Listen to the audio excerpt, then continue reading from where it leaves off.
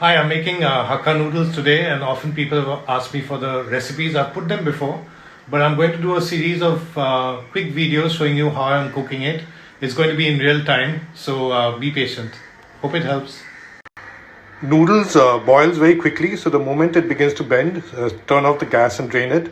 I've also added some onion bulbs like my mom used to. It adds a nice flavor and texture to the final dish.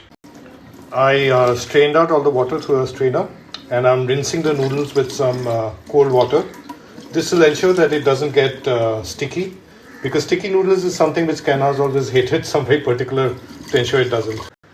Okay, I disappeared because I was chopping some vegetables, but here's the ingredient list. Some boiled and shredded chicken with the water in which it was boiled. Some vegetables, carrots, red and green capsicum, some ginger. I could add some green chilies as well. I'm using the empty noodles pack as a trash bag. We'll later, of course, segregate dry and wet. Now, this cooking technique is inspired by my mother's, and she would first heat some oil and break eggs and sort of scramble them and add it later. I know a lot of folks who also. You can, of course, add the egg to the noodles or even fried rice while it's setting. I think that's what they tend to do in China, or what I've seen in cooking shows.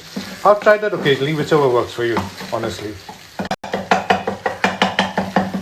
Chakatak or pav bhaji style, and then set aside the eggs. This comes in right at the end of the noodles again. Now in the same pan, heat oil, add some ginger, you can add garlic if you want, green chilies if you want. I also add in a bit of sauce at this point. I've added some soya because I like the flavor to be in everything that I cook later. The vegetables go in next, and of course if you're vegetarian then there won't be any chicken and egg in it. There's a bit of water because it's the stock of the chicken which was with the chicken. You can keep it separate. Don't worry, it'll add flavor to the noodles. Now it's up to you how much you want to let the vegetables cook. I normally prefer it crunchier than this, but since the other is eating, I've cooked it more. Then move the chicken and the vegetables to the side and put in the noodles and then some oomph to it. I've added salt, I've added a bit of soy sauce, I've added a bit of white pepper, I've added a bit of the Thai chili paste from Sifa, I've added a bit of the black bean chili oil, which my friend Kunal got from Melbourne, which a lot of Chinese expats use. I called Kenna's in because I need both hands now. Now, when I said Chinese expats, I mean Calcutta Chinese expats. And we put in all the flavors first, sauces first, so that it becomes a nice one-dish meal. The eggs are going in. Remember, we made them in the beginning. Now, by the way, when I said we, I mean we Calcuttans, because obviously I'm not a Chinese expat. I was squeezing a bit of lime in.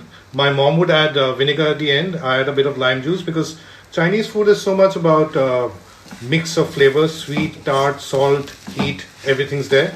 And the noodles is ready. I hope you realize how easy it is to make noodles. I think the trick is to make sure it doesn't get soggy.